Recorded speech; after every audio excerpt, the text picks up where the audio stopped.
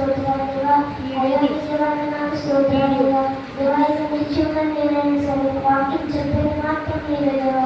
అయ్యా ముందు వాక్యం ఉంచుకోవడానికి సహాయం చేయండి దేవా. వాక్యం ద్వారా జీవించడానికి కూడా సహాయం చేయండి దేవా. దేవా మీలో ఉండడానికి సహాయం చేయండి. లోకంలో కలిసిపోకుండా కూడా సహాయం చేయండి. నాతో పాటు మీరందరూ ఏసే పరిశుద్ధ నామములో వేడుకుంటున్నాం తండ్రి. ఆమేన్. న్యాయాధిపతులు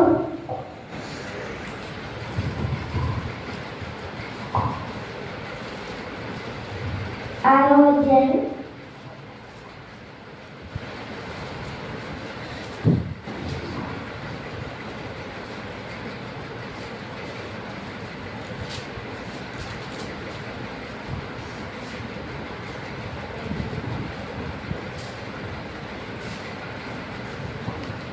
1-2 చదువుకుంటున్నాం.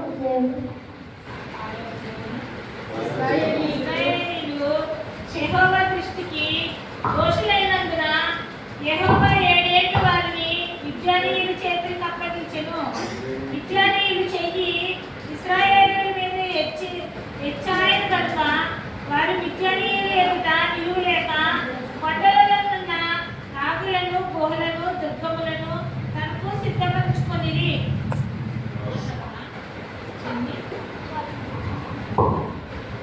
దేవుడు ఇశ్రాయేలు మిద్యానీయులకి ఎందుకు అప్పగిస్తారంటే వాళ్ళు యెహోవా దృష్టికి దోషులై ఉన్నారు. అసలు ఎందుకు ఉన్నారంటే వాళ్ళు యెహోవా చెప్పిన మాట వినట్లేదు. వాళ్ళు యెహోవాకు వ్యతిరేకంగా చేస్తున్నారు. అలాగే యెహోవా పూజించగా బయలుదేరి పూజిస్తూ ఉండేవాడు ఇశ్రాయేలు. అందుకు ఇశ్రాయేలు దేవుడు 7 విద్యానీయులకి అప్పచెప్పారు.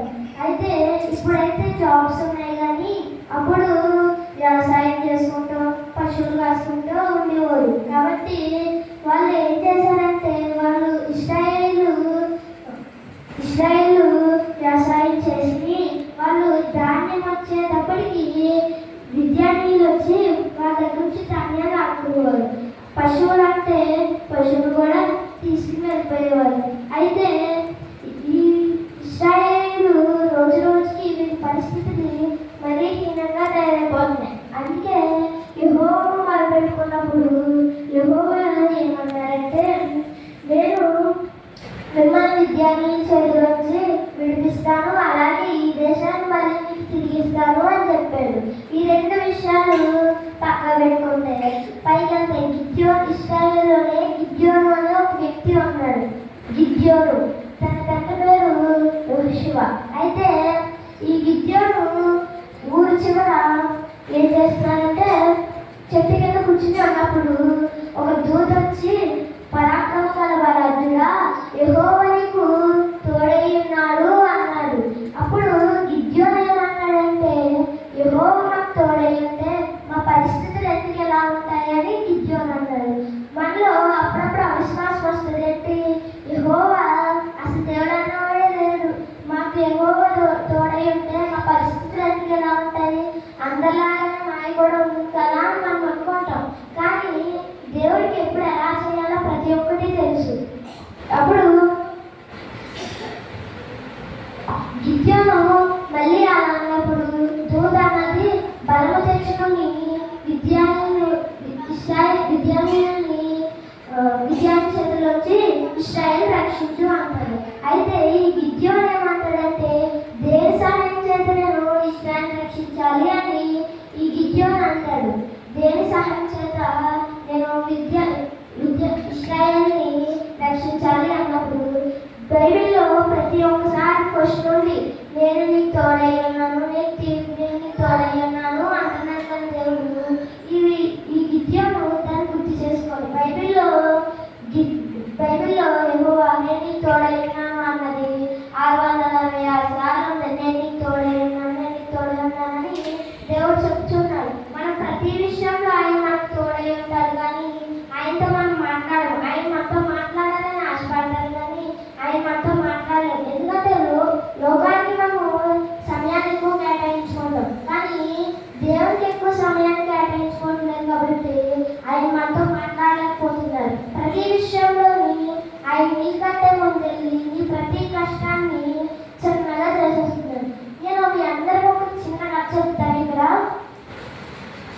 ఒక తండ్రి కొడుకు ఉండేవాడు. తండ్రికి ఎంత పెద్ద జాబ్ అయినా రోజుకి ఒకసారి కొడుకు తీసుకెళ్తూ బయటికి తీసుకెళ్తూ మాట్లాడుతూ ఉంటాడు. అయితే వాళ్ళు వెళ్ళే దారిలో ఒక రోజు పెద్ద చెట్టు అనిపోయింది. దాని దారికి ఇంటికి వెళ్ళాలంటే దాన్ని పక్కగా జరగాలి. అయితే కొడుకు వెళ్ళి దాన్ని గెంటడానికి ప్రయత్నిస్తూ ఉంటాడు. దాన్ని గెంటుదాన్ని కానీ వీలవదు. తండ్రి అంటాడు నీ బలాన్నంతా యూజ్ చేసి దాన్ని గెంటు అంటాడు. తండ్రి అంటాడు నువ్వు బలాన్నంతా యూజ్ చేసి గెంటు అంటాడు కానీ తండ్రి మాత్రం సహాయం చేయడు. కొడుకు అంటాడు నాన్న నన్ను గెంటు అన్నాడు, ఎందుకు నాకు సహాయం చేయలేదు అంటే తండ్రి ఏమంటాడంటే నువ్వు నాకు సహాయం చేయమని అడగలేదు కదా అంటాడు. మనము ప్రతిసారి ప్రార్థన చేసుకున్నప్పుడు మన కష్టాలైనా సరే ఆయన అడగాలి. నువ్వు నాకు తోడైనవా అని ప్రతి దాంట్లో మనము ఆయన అడగాలి. మూడోది ఏంటంటే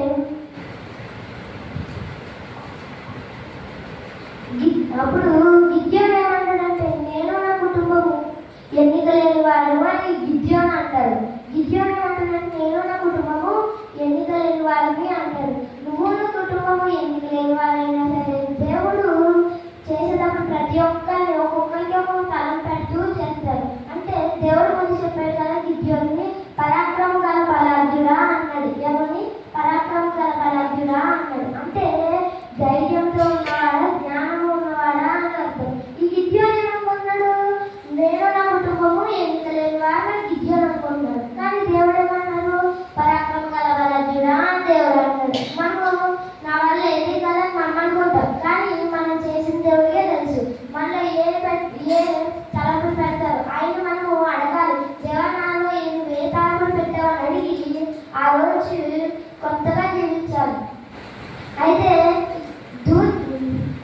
దూత అంటది ఒకరిని హతం చేసినట్టు విద్యార్థులను అందరినీ హతం చేయాలి. అప్పుడు ఈ గిద్యోను నిజంగా యెహోవాతో లేదా అని ఒక సూచన అడుగుతాడు. ఏంటంటే తన ఇంట్లోకి వెళ్ళి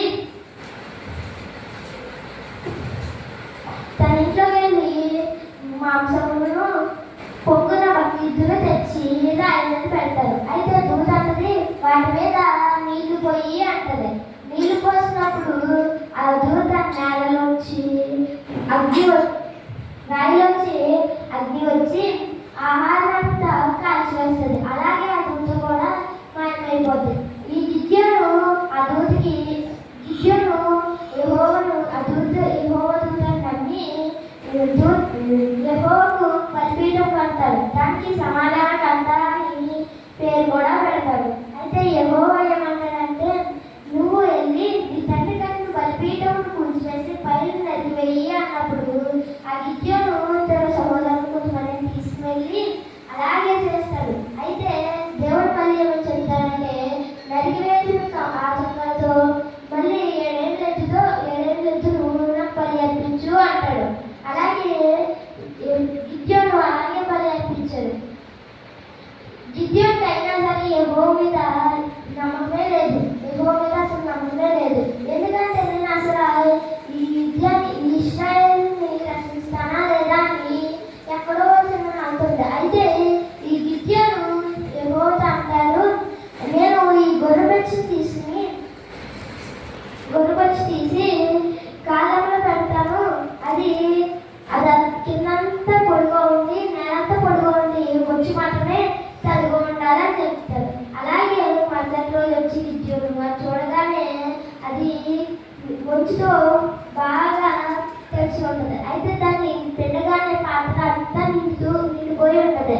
మళ్ళీ ఎక్కడో నాంత దేవుడి మీద అంతగా నమ్మకలేదు. అప్పుడు గిద్యోను ఏమని బతిమాలుకుంటాడంటే అప్పుడు గిద్యోను నీ కోపము నా మీద నీకు అని చెప్పి మళ్ళీ ఆ బొచ్చుని పట్టుకెళ్ళి అందులో పెట్టి బొచ్చు పొడిగా ఉండాలి నేలంతా తడిసిపోయి ఉండాలి అంటాడు.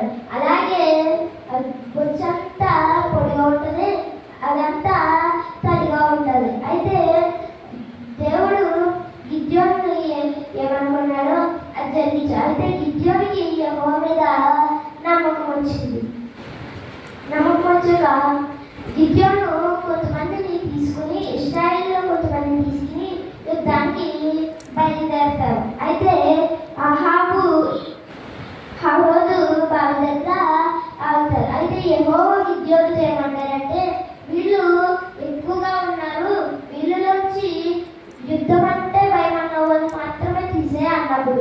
యుద్ధం అంటే భయం అన్న వాళ్ళు పక్కకు వెళ్ళిపోతారు. అయితే ఎందుకు దేవుడు తీసేమన్నాడంటే దేవుడు ఎక్కువ మందితో తన కార్యాన్ని జరిపించడు, తక్కువ మందితో తన కార్యాన్ని జరిపిస్తాడు. మళ్ళీ యెహోవా నీరు త్రాగడానికి వీళ్ళు